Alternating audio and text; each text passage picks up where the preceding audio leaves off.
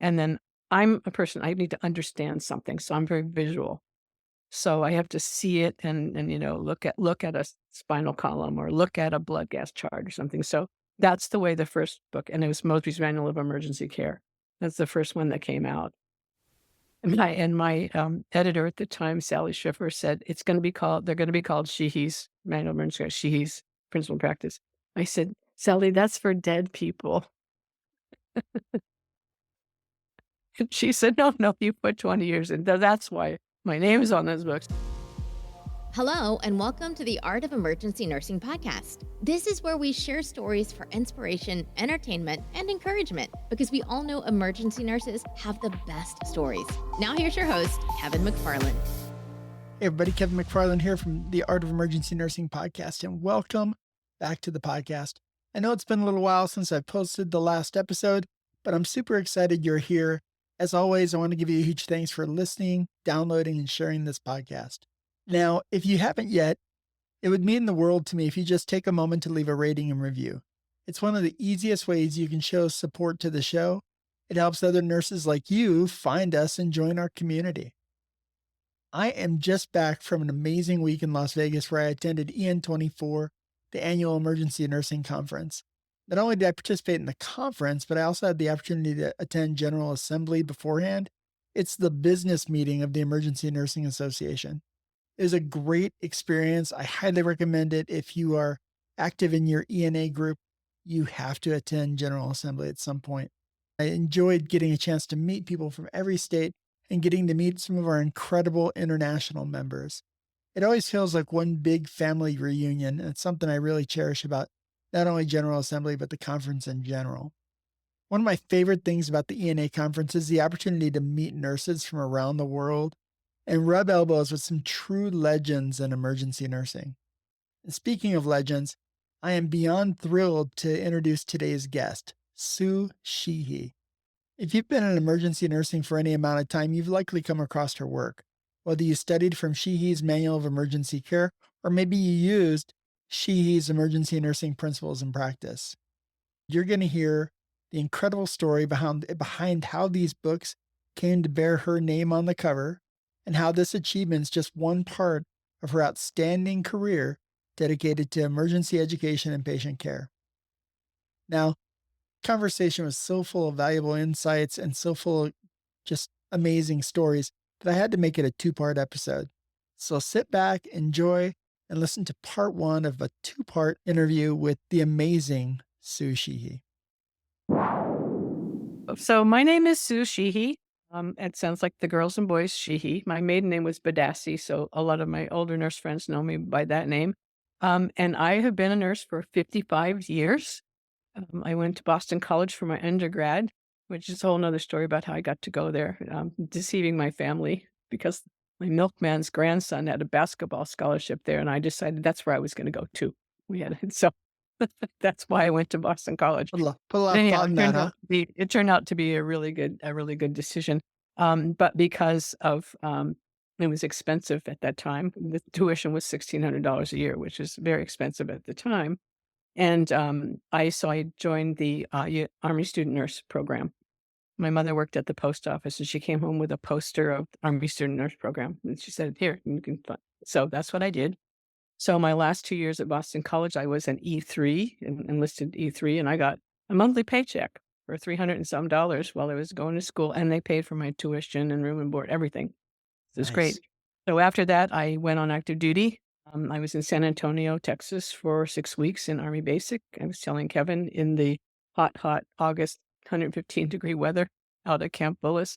And then I was stationed at Walter Reed, my first job in cardiothoracic ICU. And I was 21 years old, and we were very short-staffed because it was during Vietnam. So we didn't have many nurses. So we just worked a shift till somebody came in and relieved you. There was no real time frame to what we were doing. I had 2 days of orientation, and I was on nights alone in the 8-bed ICU as a new grad. Oh my gosh. But fortunately, there was always one physician in-house. We had general surgeons and thoracic surgeons, and they were great. And those docs, it was really teamwork because we're all military. And like, if you're doing bedpans, they would help with that too. They would help with beds, whatever we needed to do. And then I volunteered for Vietnam. And in the Army way of doing things, they sent me to Germany. So I was stationed in Landstuhl, Germany, and I was assigned to be the head nurse. Now I'm 22 years old on a female, all female med surge floor, which I hated, not because I hate females or med surge, but I wanted ICU. That's what Yeah. I wanted when I was in this floor. So I was there for almost 2 years, and the chief nurse and I didn't get along real well because I was a little bit rogue. Like Christmas, I wore Christmas balls in my ears, like Christmas decorations and stuff. So I used to drive her crazy. But anyhow, so I was going to be a sponsor for a new incoming nurse coming to Germany, and the new nurse was going to go to Munich and be the head nurse in the ER, and it was an ER. So I said to my chief nurse, "Listen, if you send me to Munich, I only have a year left over here. You can have that nurse coming in for 3 years here in Landstuhl." So she said, "Okay." So so I got to go to Munich, and, when I got there, I was not only the head nurse in the ER, I was the only nurse in the ER. Oh my Uh, gosh. 10 medics, 9 were conscientious objectors. Most of them had been to Vietnam, but it was amazing because my medics were an architect, a lawyer, all kinds of really awesome people. And I had 3, local like, foreign national doctors. One was from Turkey, one was from Egypt, and one was from Ger he called it Persia, which is now Iran. And, the female from Turkey refused to take care of male patients. So, this is an army hospital. Go figure. But anyhow, so when I got there, though, it was just chaotic because I came from a really disciplined ICU with protocols and policies, and then this little ER 2 rooms basically had no policies and protocols. It was just what it was, and emergency medicine wasn't a specialty. It was just they always called it, like, the basement or the pit or whatever. But I loved it because you never knew what was coming in, and I thought so I said to my medics, I said, "Okay, let's pick the 10 most common things that we see, and let's write up a protocol so that everybody does everything the same way, and we'll go through and then I was teaching them how to suture and do things that they hadn't done before, but they were allowed to do because they were military. Some of them knew, some of them didn't. So we came up with 10 policies and procedures. Then we came up with a cardiac arrest and a major trauma procedure, and we got all the equipment together for that. And that worked really well. And but they would do funny things like we would fill up. We had rubber gloves at the time. Not that we wore, only the doctors wore gloves and everybody else not. But we would fill them up with water and alcohol and Physex, which is a liquid soap, and you'd freeze them, and it was great. They'd stay really cold, and they were flexible, so you can put them on somebody's face or whatever. So one day I came in, and I went to get a glove for a patient, and the freezer was empty, and I was not happy, and I let them know. I said, "Listen, you guys, this is not okay. I mean, you use them, replace them. We can't run the place this way." So the next day I came in, and the night shift guys are standing at attention, and the day shift guys are there, and they knew I would go right to the freezer. And I went right to the freezer, opened it, and the whole thing was full of gloves, and one in the front was like this. Like, I thought, and pretty and a salute. right, right. Salute. And then the next day, they had them like praying hands. But we got along really well, and it was just a great job, and it was not we had times of the year when it was super busy because they would do these winter outdoor, exercises where troops from all over the United States and Europe would come, and they'd be out in tanks and sleeping in tanks and carbon monoxide poison, getting run over by jeeps, and so that was busy times, and then some of the other times. Most of the time, it was not so bad, but, so we had some interesting things that went on there too. I remember one day, this fellow walks in, it was in the summer, and he had a rain poncho on, he's all hunched over, and he comes in, and I said, "Hi, what brings you here today?" He goes, um" I said, what brings you? What can I do for you?" And he said, "I'm caught up."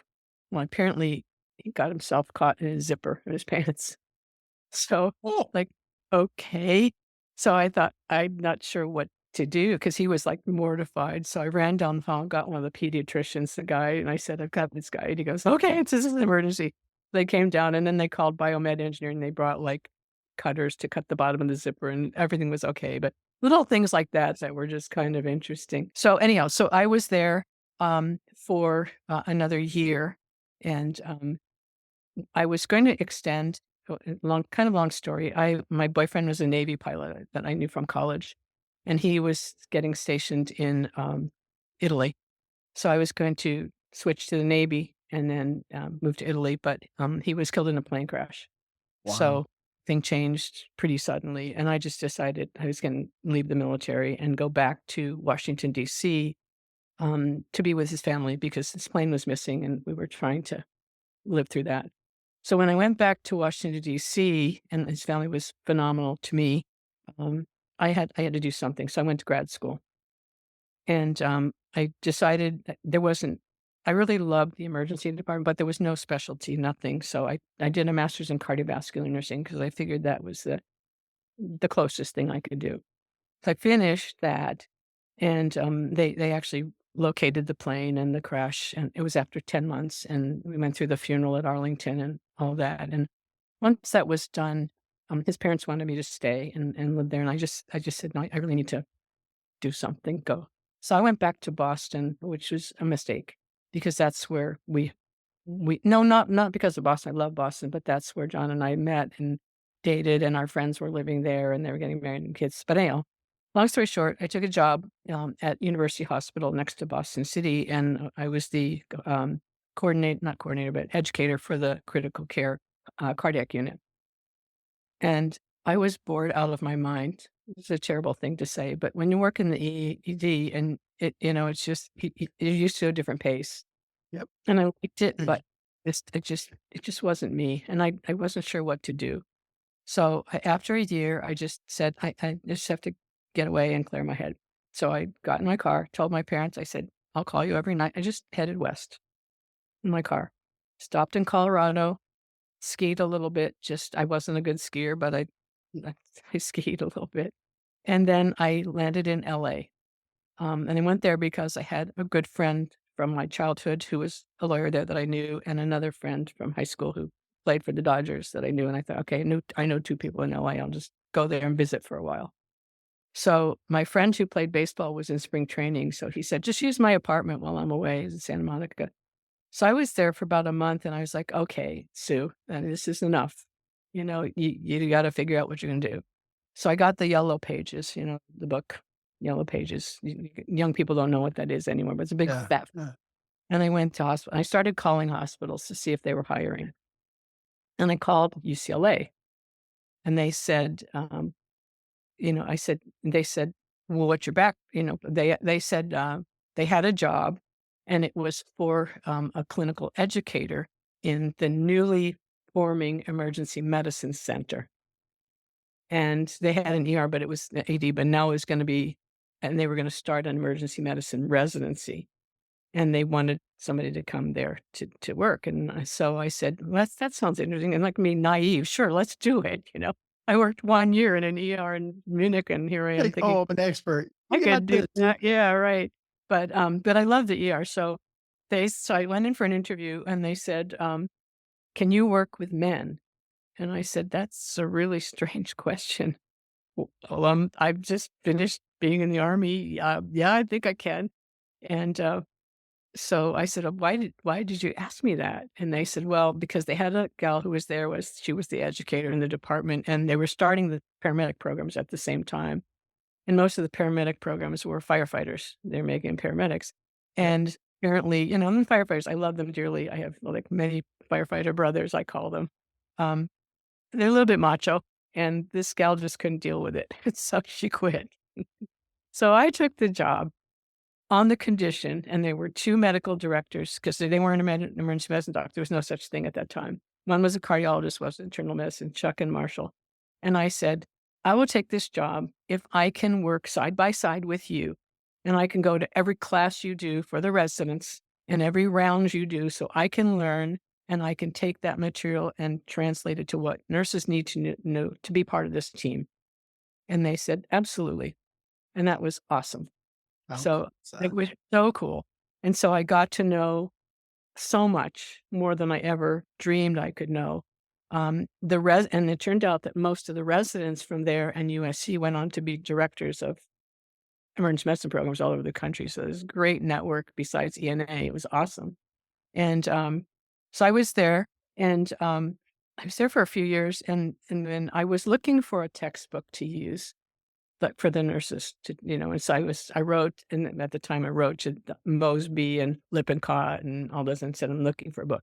So I get this call out of the blue from Mosby, and they said, "Look, one of our publishers is going to be in LA. Can you come and talk to you?" And I said, "Sure. I guess we can bring a book or something." And so he came and he said, "We don't have one." He said, "Can I see? Do you do lesson plans?" And I said, "Yeah." And he said, "Can I see them?" He said, "This is good stuff. Would you like to write a book?" And I said, No." I said, "I can't. No, I've never even written a journal article." And he said, "No, we need this. And we have a co-author or co-editor, but she's a med surg nurse. And you would be perfect for this job." So I said, "I have to think about it." So I went and talked to Chuck and Marshall, the 2 docs, and they go, "You go for it, go for it. We'll help you do it." So I did. So it took it was a labor of love. It was a year late turning it in, mainly because I wrote most of the chapters because the other lady was a med surg nurse and didn't Didn't understand. know. Yeah. But I was using the material that I was learning from the emergency medicine residents and translating it to nursing. And then I'm a person, I need to understand something, so I'm very visual. So I have to see it and look at a spinal column or look at a blood gas chart or something. So that's the way the first book, and it was Mosby's Manual of Emergency Care. That's the first one that came out. And then they wanted something that was a companion to it that was more like paragraphs, more in depth, not in depth, because the first one was more like checklist stuff. Yeah. So I worked on that one as well. But on that one, I had a lot of guest chapter authors, and then it grew. So after 20 years of doing both of those, I realized I was no longer the expert in most of those things. So and I don't know, over the years, I really used a lot, not used, but asked a lot of my ENA friends to write chapters. So I contacted ENA and I asked them if they would like to take over those 2 books as a project for ENA, and they said yes. So that was wonderful. And my editor at the time, Sally Schiffer, said, they're gonna be called Sheehy's Manual of Emergency Care, Sheehy's Principal Practice. I said, "Sally, that's for dead people."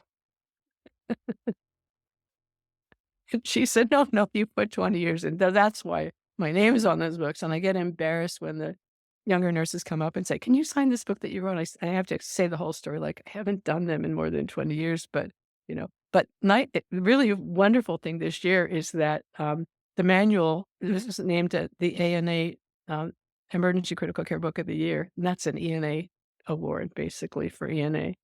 So I'm hoping this year at the meeting, they'll bring everybody up who's written chapters for the book and celebrate them because it's It's a huge it's story. so cool. So I'll be honest with you, I had the book and I didn't know if Sue Sheehy was alive or dead or I know. what. I had no idea. Oh, you Um, listen, there are people who pass away. right? Well, that's what you would think, Yeah, but yeah. then I was thrilled to find out that indeed you were alive and Still well, and alive. Barely, but still alive. No, and so anyhow, and I forgot to tell you too, when I went to grad school, I was missing the military, so I did, Air Force Flight Nursing Reserve for 4 years too during that time, about very it. cool. So, anyhow, I worked in a lot of different places because I was on the West Coast for 15 years, and then I moved back east to, my New England home. And, one of the highlights for me was I was at Eastern Maine Medical Center working, because Lynn Gagnon, who was the president of ENA at the time, or she was on the board, called me to ask about, she was switching from being the trauma coordinator to being a manager, and she was asking my advice. And I said, "What are you can do with that trauma position?" And so she said, "Why, do you want it?" And I said, "Yeah." She goes, "It's yours."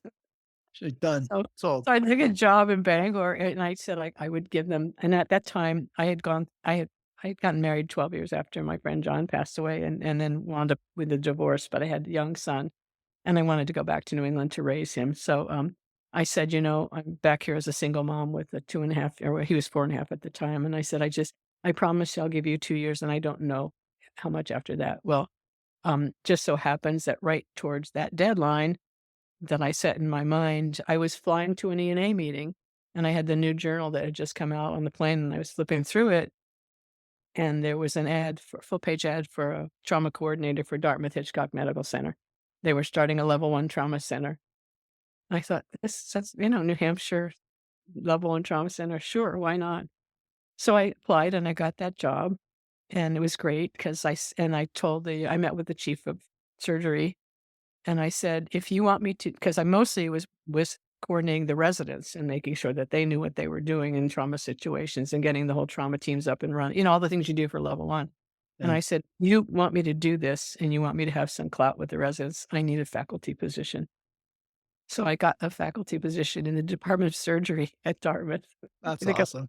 It was amazing, but they were great.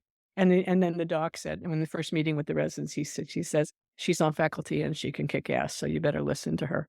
So so it was great, but we really had a great team there putting it together. We created trauma system for the state of New Hampshire and the state of Vermont. It was a lot of legislative work and testifying before Congress. We also, started a flight program. So that was right up my alley because that was my doing flight nursing. So we put together a flight program, which is now more than 30 years old, which is Wow. awesome. And we covered all of Vermont and New Hampshire and part of Maine. Now Maine has their own, helicopter. It was called DART, Dartmouth Hitchcock Air Response Team.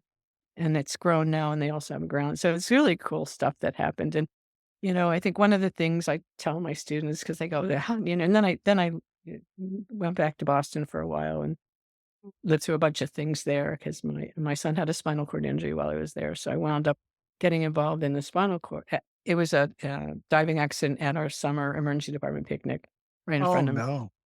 So we went to Atlanta because that's where the, best adolescent spinal cord place was in the world, and, um, I really got involved in that world, so I wound up doing a lot of work with spinal cord injured patients, and I wound up taking a job for Shepherd Center covering all of New England, doing, patient evaluations and things like that. Um, Huh? and we also before that, was doing some research at, Beth Israel Deaconess in their emergency department. I knew a lot of their residents. But, so I did that for a while, and then I decided I needed to go back to school, to get my doctorate because when my son had his spinal cord injury, mm, after Shepherd Center, we came back to Boston, and he was in rehab with all these, like, 80-year-old stroke patients, and nobody really knew what to do with him, and through some friends of friends of friends, I got connected with the athletic director at Boston University, first female athletic director of a major university. She called me and she said, "I have somebody you need to meet," and she introduced us to a woman who was a strength and conditioning coach, who was also and she worked with Olympic athletes and the Boston University athletes, and she also was working on her master's in occupational therapy, and her specialty was athletes with spinal cord injuries. So my son was a Oh, hockey. So Boston University let us use their facility with all their college kids, with Jamie working with my son 3 nights a week, and for wow. no charge for the facility, and then I paid Jamie out of a fund my friends had raised. And what she did, her approach was totally different because traditional rehab is like, "Here's your wheelchair, have a nice life." My son he had a Brown Secord injury, so he had half of his body was getting response back, well, functionally, and the other half sensory. Yeah. So she really pushed the envelope with him a lot, and his body just accepted that. I mean, he went back to, he started walking again. He doesn't have use of his left hand and his left foot, but he's up and around and, he's an athlete. He went to college and he was on the fencing team at college because he said it's one sport you can do with one good hand and one good foot. But anyhow, I decided that, and I asked my son, and when you talk about a lot of times, like, what did you learn from patients? This is what I learned from my son. I said to him, "What's the difference between going to Braintree Rehab, where he was going with all the old people, and working with Jamie?" Because he loved going. And he said, "Mom, Jamie treats me like an injured athlete and not like a disabled kid." Bingo. Think, Man, think about that. All right. so that really It that kinda changed. really that would change the way you would approach a patient. Absolutely. Absolutely. And Treat them for who they are and not what has happened because of this injury, accident, tragedy, whatever. I yeah, and where I would think about that probably the most and where I learned that lesson myself was at the VA hospital. Mhm. When I worked at the VA hospital, because it would be the exact same way. You have these people who've been soldiers their whole life, and that doesn't go away. Right, they're That doesn't athletes. go away. I mean, I remember They're watching a, yeah. 70-year-old man stand at attention when the doctor came in, and I'm Mhm. like, "What's that?" And he's like, It "It's what you do." it's a culture, and it's amazing culture too. So, anyhow, but I decided that I wanted to take what Jamie was doing with my son and share it with others, and the only way I could do that would be to have that go back and get my PhD and make that be my doctoral research. So I did, my doctorate, which I did a pilot study with 5 guys that were tetraplegic, C5 or below. Um, they couldn't be on a vent, they had to be 18 years old, all that stuff, and IRB. And in the pilot project that we just did, we did exercises with them and put them on, like, I did electrical stimulation on their legs like they did at Shepherd Center so that their legs would move even if they couldn't, and they would exercise their legs, and we did stuff with their arms, and so they were getting things back that they didn't realize they had. So, only thing I asked them was, um, did they like the program, what they liked about it, what they didn't like about it, and what differences they saw. And this was they were in it for 6 months or not 6 months, like the semester long time. Um, so they said that they liked being together as a group. They didn't wanna be in separately. They liked being with other athletes that didn't have a disability. They also said that they were sleeping better, that their pain levels were less, and they were getting some function back that they didn't think they could have. Oh, Like one of the fellows was a champion sailor, and he was injured in a diving accident, and he was C5, and he had a little bicep movement, and he had a therapy dog, so we had him throwing the ball. He would do everything and the dog would bring it back, throw the ball back, and having him do exercises mainly with that arm and balance and weight because he was overweight. He said, "Mark, you're not gonna you gotta lose some weight." So we worked on that. He lost about 60 pounds. He had movement in his arm, and he was training for the Paralympic sailing team as the rudder guy. I don't know what they call it, but he could use his arm to do that. And wow. they missed by 1 team for the Olympic team, but so anyhow, from that, then I created my main program, and over the next took me 3 years to get through my research. I had groups of people. They would come in for 1 semester. They were each in for 6 months, basically, but I staggered them, and I had some females and males, and I had 10 in my study. They all had and I looked at, manual muscle testing to see if they had muscle improvement. I looked at quality of life index, things that they could do that they couldn't do before, and self-efficacy. How did this change their life? And, all of them had muscle changes, not some of them, not a lot. I had one fellow who was total quad, not tetraplegic. He was able to start using his hand to feed himself, but he'd never been able to do that It's before. amazing. I had one gal who was totally bedridden. Her mom was abusive of her. She laid in her own feces and urine at home. A firefighter met her when they were putting a ramp into her house, and he would bring her to the study. And she got stronger so that she was able to actually transfer herself from bed to a chair. And then she met another one of the gals who was in there who had what was called a Mitrofanoff procedure, where they take your appendix and they make a little stoma out of it from your bladder. It's amazing. And and the females, if they have little wrists, they could take a catheter and cath themselves. Wow. All changes in the world for that person. So she did that. She had surgery after that we finished the project, and she declared independence against her mom. She went down to Shepherd Center in Atlanta for intensive training, and she went back to college. All 10 of my people in my study either went back to school or back to work. Wow. 3 of the guys 3 of them, 2 1 was already married, 2 were not. 2 were not, got married. All 3 guys had babies, kids. Wow. It was life-changing because it gave them self-efficacy. They could do this, they could do this, and they didn't and it didn't have to stop. As long as you kept working out, you would stay healthy. Whether you could start moving more muscles or not, you would not have urinary tract infections, you wouldn't have pneumonias and all the things that you wouldn't have pressure sores, things like that. So that All was my those project. all those diseases of just immobility. Right. So, and the model was the athletic model. And I would say, you're an injured athlete, you're not a disabled person. Yeah. And and we should never use that term disabled person. It's a person with a disability. They're Yeah. not a disabled person. So anyhow, that was my research project. Wow. And then one of my friends said, "You need a break from all this stuff." So I wound up doing some consulting with her. So basically, I would go to hospitals all over the country and in other parts of the world too, and do analysis and operations kinds of things. We would help redesign emergency departments for efficiency, help look at implementation of care plans in the emergency department. What did they need to do? What was wrong with it? What was right with it? So I did that for 5 years, and then I went into academia. So, uh, but it was good because, my first job in academia was at Uniformed Services University, which is all military on the base at Walter Reed National Military Medical Center. And, it was again an ENA connection because I was looking at I knew they had a medical school there, and I was looking at the medical school to see if they were doing any research with spinal cord patients.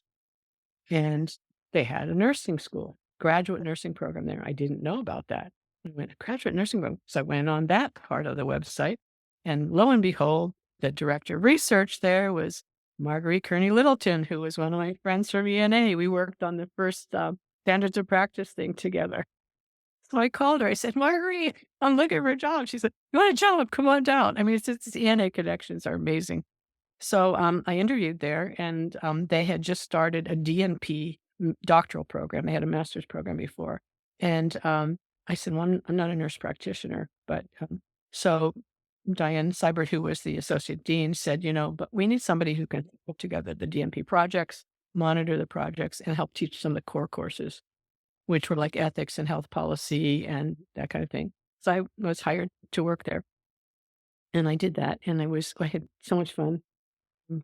I took the ethics course and the health policy, put them together because I said you can't have ethics without policies and you can't have policies without ethics. So we had a lot of fun with that.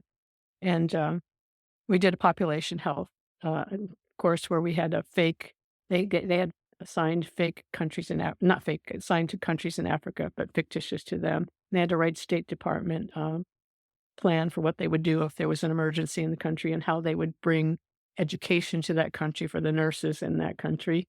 And then we wound up having, on surprise to them, we had a big, what's called a war note, where it comes out. And this is like a warning that goes to all military people and said, "Warning, war note, there's a massive earthquake." And it happened to hit all of these African countries. And they had to respond with what they were going to do and how they were going to do it. And then the next year we did the Hajj, when millions of people are going to Mecca. In fact, they just had one this year where like thousands of people were dying because of the heat, and they had to do a plan for what they would do if they were gonna go and teach the nurses how to set up for the Hajj. So we had a lot of fun doing that stuff, really creative, and then we did a lot of, it wasn't my idea, but they did, panels every month, and it would be like an obesity panel, and they would have people with the medical school and the nursing school together. They'd have people who were obese on a panel talking about what it's like for them. And so the students would have to take notes, and then they'd have to write a list of like a reaction to that. And then we have meet in small groups, and they would talk about how it felt for them. We had people who were end stage. We had people who had a child with a severe disability. Um, it was just really it was just fun to work there. But and I'm sorry, I'm talking so Oh, you're much. fine. You're fine. But while I was there, I was meeting it was at the height of Afghanistan, and the base was just full of mostly men, some women with amputations and burns and blindness. And so I would always go to lunch, or not always, try to go to lunch at the dining hall where they ate, and got to meet a lot of them. And I became really good friends with one of the double amputee, this is my friend Cedric, double amputee, lost part of his arm, stepped on an IED.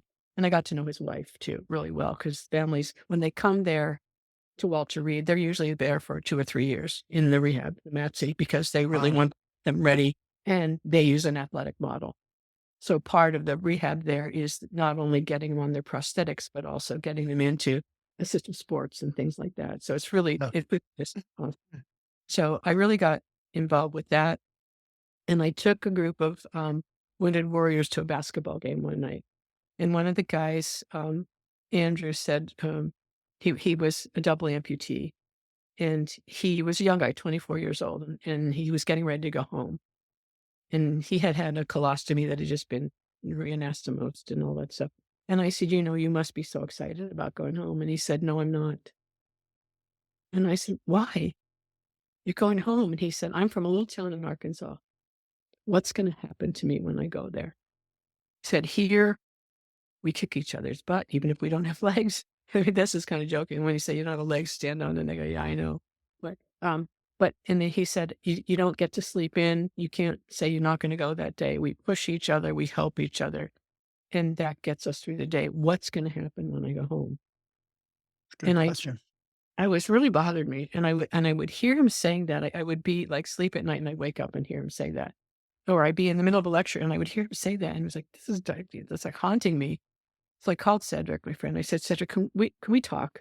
We just had he and I sat out in the courtyard and talked. And I said, what's going to happen to these guys when they leave? He said, I worry about that too. Now, this is a guy, double amputee with, and he runs marathons and does triathlons. I said, Cedric, they missed your brain injury when they were diagnosing you because you do all these other crazy things. But anyhow, so we were talking about that. And we said, what can we do? What can we do? So we were talking and I said, what's available to them when they go home? Like almost every community has a YMCA. He goes, no. He said, that's not sexy enough. Please. They're not going to go there. And they're not going to go to the VA because most of them don't, they go to the VA for their acute care, but they don't go for what else they need in their life for their soul and their spirit. So I said, well, we're sitting there brainstorming. He said, what about like colleges and universities and junior colleges? He goes, not everybody wants to go to college. And I said, yeah, but what if they go there to work out? And he said, maybe, we're sitting there and I go, hey, what about if we match them one-on-one with a college athlete? And he said, yes, that will do it. So that okay. So then I started putting together this plan for a project and so then I talked to the dean at Uniform Services and I said, I think I'm going to have to leave here because there are no college athletes at Uniform Services. And, I need to find a university where I can actually do this project. So, I went to Boston College, my alma mater, for a year. I was as a visiting scholar, got a $250,000 grant from the Wounded Warrior Project, and we started doing this with college athletes, matching them one-on-one. And it was magic for, Oh my gosh. for the athletes and the vets, all the wounded warriors. They didn't have to be amputee. They had PTSD. They had brain injury, whatever they had, as long as I could get them into the buildings, they were good. So I matched them one-on-one and I had football players, swimmers, golf people, softball players, all volunteer students. And they had that's their vet so we would do twice a week workouts for 90 minutes. And then they had to come to class after the workout. And the classes were on wellness things like sleep, meditation, nutrition, communication. And I would always bring some kind of a healthy meal for them to eat. So it had Wow. to be a package deal.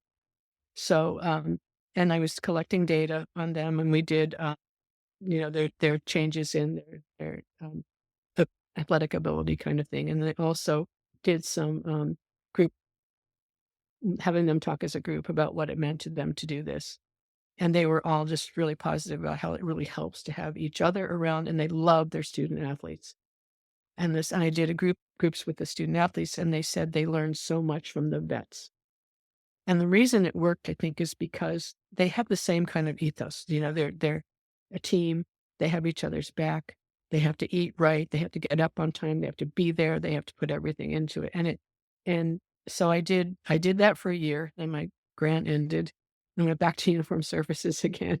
They took me back, and I said to the dean, "I'd probably be here for another couple of years, but I still have to find another school that would let me put this project into their program." So I was back at Uniform Services again, which I loved. And then the University of Delaware was hiring, so I went and talked to them. Um, and I was hired to teach in the DMP program and to do my research. But a little bit of bait and switch when I got there, they assigned me to undergrad med surg and pathophysiology courses, which I had never taught before. And, and it took about almost a year and a half to get my research project up and running because I was getting some pushback by taking, class time to do that. But I did, and I got some more grant funding for that. And we had 2 great cohorts, and I had my first groups of women, women vets, which was awesome. And then COVID hit. We had to suspend it for a year and a half, almost, and that was tough.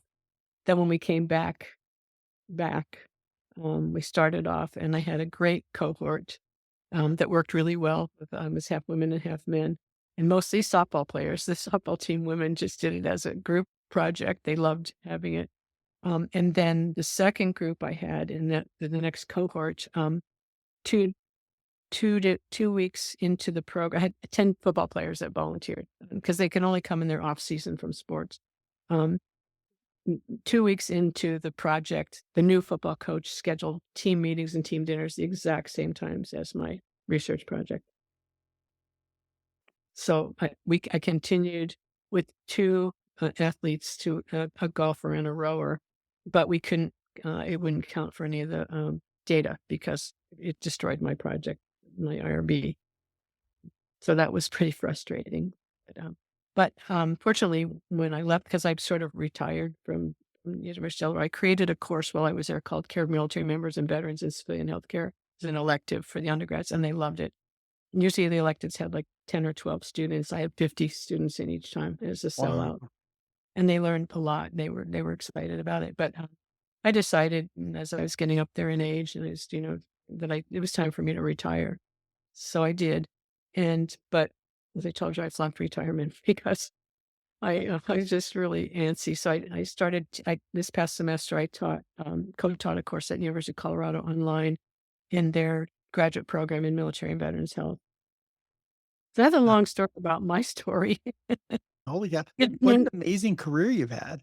but my message to students in particular is listen to the universe. The universe is sending messages. Pay attention. Because people go, "Well, why did you keep changing?" I said, "Because something came to me about something I needed to do, and it might have been something I never done before, but it's like, okay, I'm gonna try it," and sometimes it was like, didn't work out really well, like teaching undergrad. I just not my cup of tea. But, it's and it's scary. It's really scary, and my son said, "Mom, we moved so many times when I was little." I said, "Just think about all the experience you had doing that," It's true. It's true. And Hallmark calls those God winks when something comes up and you go, "Oh," I like that Right? term. It's a Yeah, Hallmark it's a Hallmark term. great term. Like, because it's kind of funny. The universe kind of takes you, I think, where you need to be. Mhm. I agree. I agree. A quick not a funny story, but when I was working at Beth Israel, they had a football pool for the Super Bowl, right? And so one of the techs says to me, "Come on, Dr. Sheehy," I said, "All right." So I gave him $5 for whatever. And then he goes, okay, came back and he goes, "We have one more spot for this $50 thing." I said, "Jeff," he goes, "Please, we just," and I said, "Fine." So yeah, what do I know about that kind of stuff? I know nothing about it. So after the Super Bowl, and I totally forgot about that. I come into work, and Jeff comes into my office, and he goes, "You won." I said, "I won what?" And he goes, both the polls." So he hands me this wad of money. It's like $1,500, this wad of money, right? So I put it in my office in my coat pocket and zipped it up, left the office. And I was on the floor doing something with the nurses. And then I came back to my office and I got a call from a friend. All my nurse friends would always call me if they had a spinal cord injured patient and, could I come and talk to the parents and stuff like that. And she said, "We've got this young girl. She's a teenager and she's at Children's Hospital. And, um, can you go talk to her mom that, they don't know what to do and stuff." And so, then Children's was right across the street from my hospital. So I said, "I'll go after work today." So I went over, I was talking to her mom and she said, "We really, really want to get her to the Shepherd Center in Atlanta, but, the insurance company won't pay to transport her there. And she said, we found a compassionate there that will take her $1,500. You're So like, I opened my coat and I handed her this wad of money. She looked at me like I was crazy, and I thought, "This is not mine. There's a reason why I won. Here, it's for you." It was just it was one of those things that it's like, of course, that's why I won this thing. It's one of those things. It's one of those things that happen. It just and my friends are, "You gave away the money." And I said, "It wasn't mine, It just I didn't know." yeah, It you're was like, got it and didn't even know I had it. And just it was just, and sometimes there's just things that it's the universe is telling you, pay attention, like, bonk, pay attention. And so, but it was, and then little things like that. But do you want me to tell you about patients that changed my practice? I would love that. I'd love that.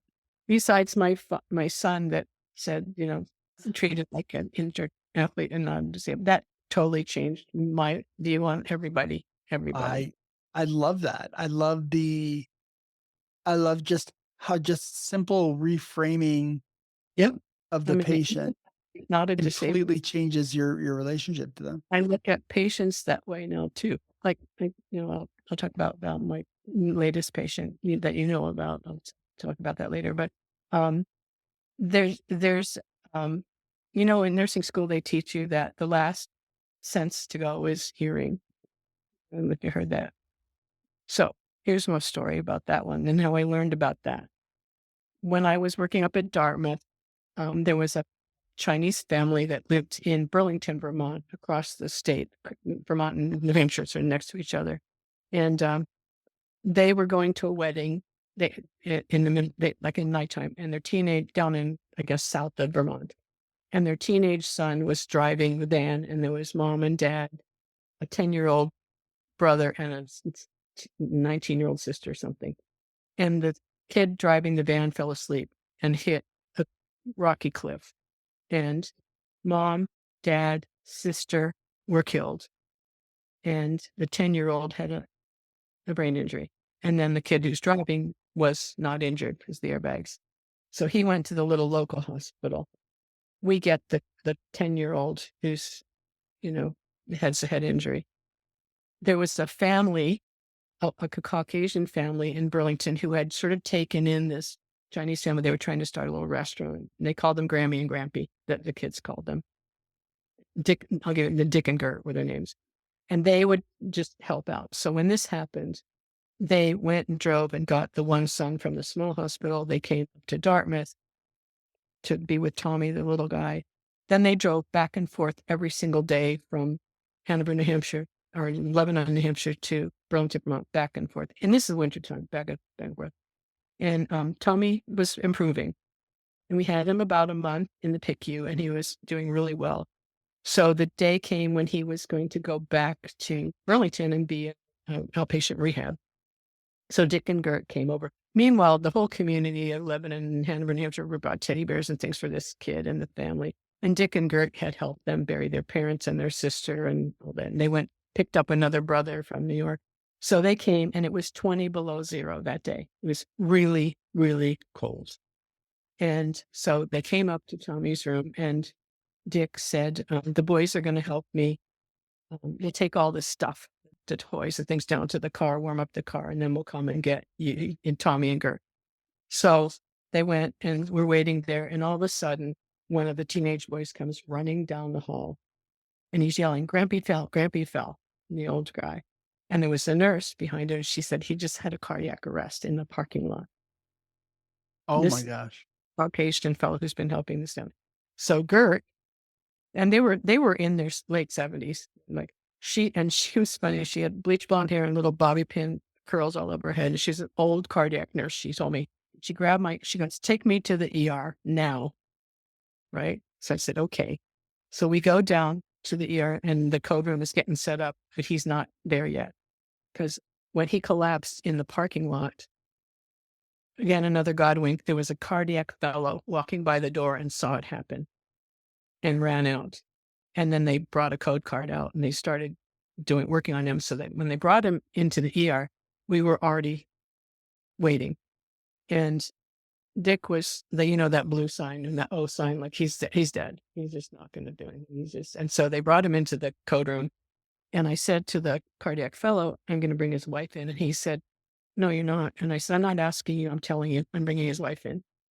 So I brought her back in the corner and they did like 3 rounds of everything. And he had like just nothing going on in his EKG, fine, VFib or something, nothing. All the meds, all this.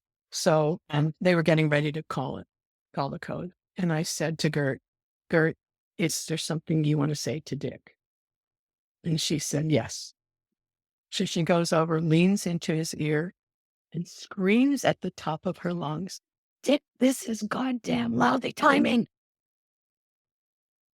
And all of a sudden, the monitor starts bleeping. No, stop. I am not kidding. I am not kidding. And everybody's going, I mean, there was like, he got a rhythm back. And Wow. and it quickly converted to normal sinus rhythm. It was amazing. It was just like, and everybody's just standing there like, this is, holy mackerel. So they get him up to the CCU and it's Christmas time too. It's at Christmas time. And so after work every day I'd go up and sit with him a little bit in the CCU. And I brought him a little Christmas tree and stuff. And so this one day it's just him and I. And I said, Dick, and I know they were going to put in a pacer defibrillator combination, but he was too fragile right now. So they were waiting for some wires from Germany so they could put it externally or something. I don't know. So he was just sitting there. And I said, can I ask you a question? He said, when you had this event, did you see like a white light? And he said, no. I said, oh, he said, it's totally dark. And I just heard Gert scream in my ear, Dick, this is goddamn lousy timing. He said, I knew I had to go back. It was just like, so it's true. Hearing is the last sense to go. I learned. Wow. Yeah. I don't know how many times I've told patients that and family members that. I'm like, Yeah. you know, Talk. Oh, talk I to them. thought for her, we'd just give her some peace, but she just screamed in his ear because she was really ticked off.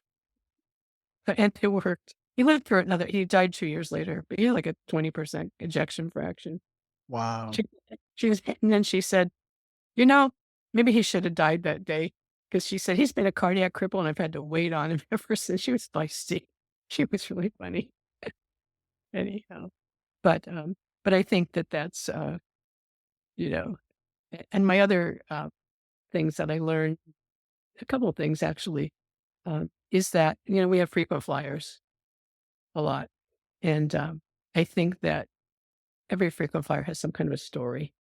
And Everyone. often we don't take time to do that. And I had one lady, she was in all the time and she'd just go, I'm dying. And she'd lay down on the floor in the waiting room and pretend she had cardiac arrest. Or she'd go to the dining room and eat her way through to the cashier and then fall on the floor. And, she'd always be in the ER. But it turns out she was a Holocaust survivor. No And kidding. talking to her, and she just needed to be around people. And I think once you know that, you know a little bit about their story, sometimes it helps. Sometimes it doesn't. It gets annoying, but especially when it's the same people over and over and over again, and they know all your Yeah. names. But that I learned. I mean, that really, talking to her really made me think, holy mackerel! Come on, We had come. a frequent flyer that used to come to the emergency department all the time. And he was, like everybody knew him. We all knew his name. Like, and one day we were talking to him and it turns out, this guy used to be like a Hollywood hairdresser. Like he was like, worked in a Hollywood studio, was a hairdresser, did like the stars and been around a million stars, had somewhere in his life had, pictures of him and like all these Hollywood starlets that he'd done their hair. And I was like, how far you've fallen, but man, like you forget that these guys had a life outside of, before they got into, the drugs or alcohol or whatever is causing their. It's the same thing with old veterans. Or if you have a patient, we always say, ask every patient if they've ever served. If you ask an old veteran guy, they might not have talked about it for years, and they just light up, and they want to just tell you what they did. And not just, and the thing to do too is not just say thank you for your service, say, what did you do in the military? That really makes them like, Yeah. Lights him up. Lights him up. We had one of my most interesting people that I had the he was an older gentleman. He had a cane. I'll never forget this cane. He had a cane and it had those little, almost like those little plaques of the different, Duke nickels, those are called. what are they called? Duke niggles, the little things you put on your walking stick. Yeah, they had them. He had them all down there from all these, Eastern European and these European countries that he'd been to. So then I got talking to him. I'm like, how did you see all these places? He goes, well, I was, in the military for years and years. And I go, well, what did you do in the military? And he goes, I was a photographer. And I was like, well, that's kind of interesting. I go, did you take pictures of some cool stuff? He goes, I've seen things that not many other people have seen.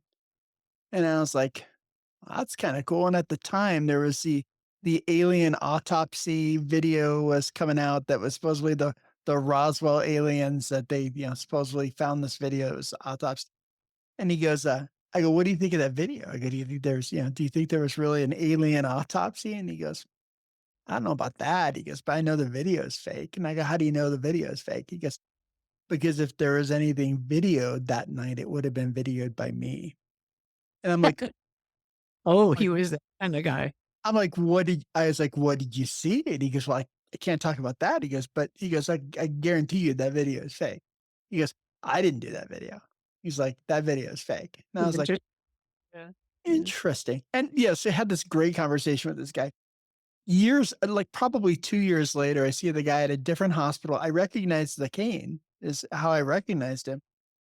And I go, Uh, we had a conversation a few years ago and you were going to tell me that you know, you maybe seen an alien or something. And he goes, I never told you anything like, and he goes, I never told you any such thing. I go, well, you kind of implied it. And he goes, I didn't imply anything. He goes, all I'm telling you is he goes, I was a military photographer and I took pictures of a lot of interesting things. Oh, that's so normal. And Yeah. I was like, that's cool. I have a therapy dog, and we go to the VA nursing home a lot, and there's one fellow with dementia, and my dog just jumps up on the bed right away and starts cuddling, and he looks up and he says, "I have a dog too." I said, "You do? What's your dog's name?" He said, "Killer." I said, "Really? Killer? What did your dog do?" And he said, "Killed people." Well, it turns out well, so he couldn't tell the whole story, but he had a picture up on his bulletin board next to his room, and it had a young man with a German Shepherd, military. That was his point dog in the military. Oh my gosh. And it Point dog really did kill was, people. probably That was a was killer.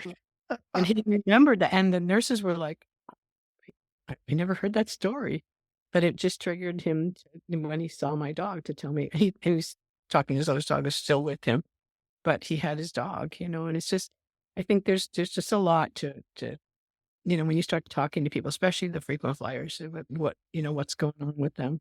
But, so but I have a frequent flyer story where I screwed up big time. Oh, I gotta hear that. Yeah. We had a frequent flyer lady who would come in every Friday or Saturday night, and she'd take some kind of a minor overdose every Friday or Saturday, and it's always busy. So back then, we used to just, check them to see if they have a gag reflex. If they did, then we'd give them Epicac. And young people don't know what that is, but we used to call it Barfalone. It would make you throw up, right? And then you do Epicac, and then you put a tube down and put charcoal and clear out their stomach. Well, you don't want them to lay down. So anyhow, she came in, and it was so busy, and that she was an ambulance stretcher. And I checked her gag, and I said to the doc, I said, "Phil, she's here again. Can I go ahead and, her gag because it's good. Her blood pressure's, moderately low, but not bad. Yeah, yeah, go ahead." So we had this little alcove where we'd put those people who were going to be getting Epicac in a wheelchair, put a sheet around. You can never do this nowadays. We put a sheet, tie them up, and then put a plastic bag on them so they could puke in the bag, right? And they wouldn't aspirate because they were sitting up.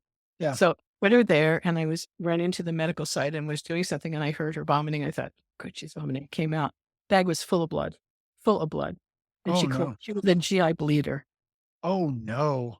Yeah. So the next thing you know, she's Giving the falling. GI bleeder Epicac, probably not a good idea. Well, So we put her in the bed, we put her in good Trendelenburg, and we're putting, and so Phil puts this Ewald tube down and putting trying to ice water lavage her to try, and it came back clean.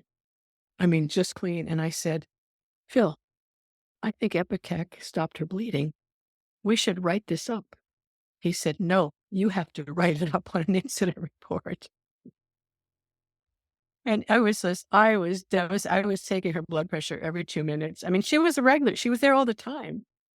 And then he came up to me and he said, How would you know that? I mean, she just, she came in the way she always comes in.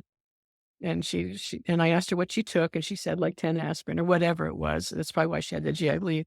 But yeah, so that taught me lessons that, you know what, even though somebody's a frequent flyer, you have to take the time to really figure out what's going on. Even though it may be the same old story every week, it might not be. That was an eye opener for me, and big time. I don't know how many times I don't know how many times I or other people I've seen get bitten, with the, it's just Bob. It's Bob. It's Bob's always Bob. Yeah, This is what right. Exactly. this is what he does. And and then you're like, but this time Bob's having an MI. Yeah, Or yeah, but this time, this yeah, time he's overdosed on something completely different. Like, yeah, yeah. and next thing you know, you're scrambling trying to make sure you don't kill Yeah, poor 'cause we put poor people Bob. in a little on the track of where they always were, every other time they came in, so that was a lesson. And then another time, I was on call, and I got called in the middle of the night because they were super busy, and there was a lady getting ready to be transferred to another hospital, so they're waiting for the ambulance to come get her. She was on a lidocaine drip. So they came and, brought the stretcher in, and I took the tubing out of the drip chamber thing and forgot to tighten up the little screw that was on the line, right? I don't know if they even have those anymore because everything's on a pump. I took it out the pump, and then we're putting her on the stretcher, and she started to seize Oh, because no. she's now getting this bolus of lidocaine. I knew immediately when that happened that I forgot because you had to open that thing wide open when you put it on the pump. Yeah. And so we had to cancel her. And again, I was like, "Oh my god, what did I do?" Like, what did I do? And so and she did okay, but I wound up taking her blood pressure, like, every 5 seconds, and her pulse and stuff, and it's like, those are the 2 things that I've done in my life that I know of, but I guess it's okay for 55 years, but it wasn't okay, and I thought, it was careless of me to do that. I just forgot, you know? It's it's easy to get complacent, and then all of a sudden, like, the universe reminds you, like, Yeah. you can't be complacent when you're messing with lives. Well, pumps were new back then. So I was used to, always controlling it with, you'd count the drips with that little screw thing. And then, so I don't know, I guess I just assumed it was what it was supposed to be on the little screw thing and not the pump, whatever it was. I Yeah. wasn't do that one, but that was bad. But that was like, okay, lessons learned, just take your time. Don't be in a hurry. Assess the situation. And if you screw up, re- react and do React something. and own it. Like, you And gotta own it. Absolutely own it. Yep, yeah. absolutely own it. That doctor, we're still friends to this day. He goes, "Remember the night you took that lady off the pump?" I said, "Will you stop?" Like, it's 30 years later. Let me stop reminding me. You're like, But "I still remember." yeah. It's Okay. kinda funny, you can have a million wins, but you have one, like, screw up, and you'll never forget that screw up. Yeah, yeah, yeah. Well, everybody, that wraps up part 1 of my two-part episode with Sue Sheehy. Tune in next week, and you will get part 2. Thanks for listening to the podcast. As always, I appreciate you. And one more time to remind you, if you haven't done so yet, leave a rating and review. I would really appreciate it. See ya. Thanks for listening to the Art of Emergency Nursing podcast. Make sure to subscribe to the podcast and follow us on Facebook.